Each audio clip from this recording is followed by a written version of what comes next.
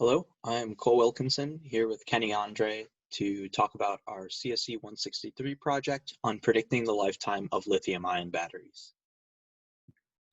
So why are we talking about batteries? Specifically, lithium-ion batteries are used in a wide range of applications due to their low cost, energy density, low self-discharge rate, and minimum maintenance characteristics. These four advantages of lithium-ion batteries allow us to take advantage of modern technological solutions such as data centers, solar panels, electric vehicles, and consumer electronics.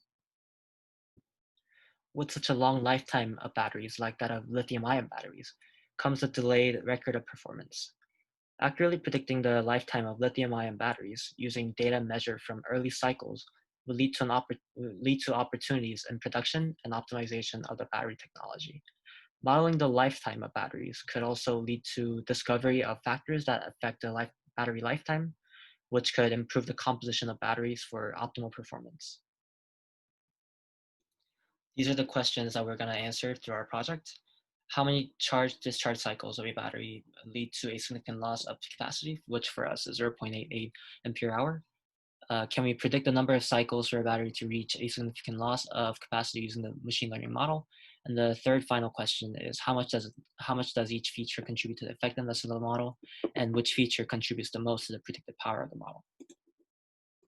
First, we had to import and clean the data. Importing required us to run through a folder of CSV files and import them using pandas. To clean this data, we ran through each data frame and put the data we wanted to analyze into a new data frame. We then divided the data into features and labels, our label being the cycle at which the battery capacity reached 88 hundredths of an ampere hour. We then divided into a training and test set and trained our model on the training set using decision tree regressor. We then used the test set to calculate the mean squared error of our model. We trained multiple different models to look at various features of the data.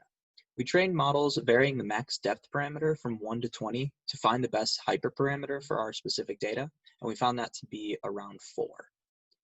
We then trained models using only one feature at a time to see which one data point could give us the best guess at when our battery would reach 88 hundredths of an ampere hour. And discharge capacity at cycle 100 turned out to be the best predictor.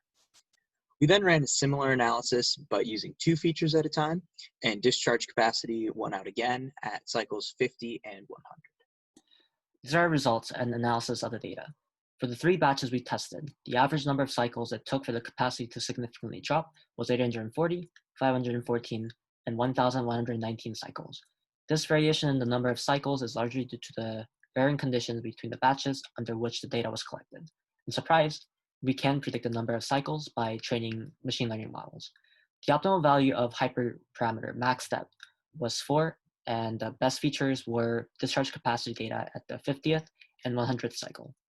The low optimal value of max depth is most likely due to our relatively small pool of sample data and the model's tendency to perform worse when overfitted. For future work, it would be interesting to develop a model using all 3 batches of data at the same time, which was prohibitive for us since each batch had roughly 40 CSV files we had to download. With this analysis, we could add in other variables to the experiment that were not recorded for the data, but were present between batches, which could give us even better models. This could then be expanded to incorporate other experiments that record similar data and give us more accurate predictions of real-world batteries.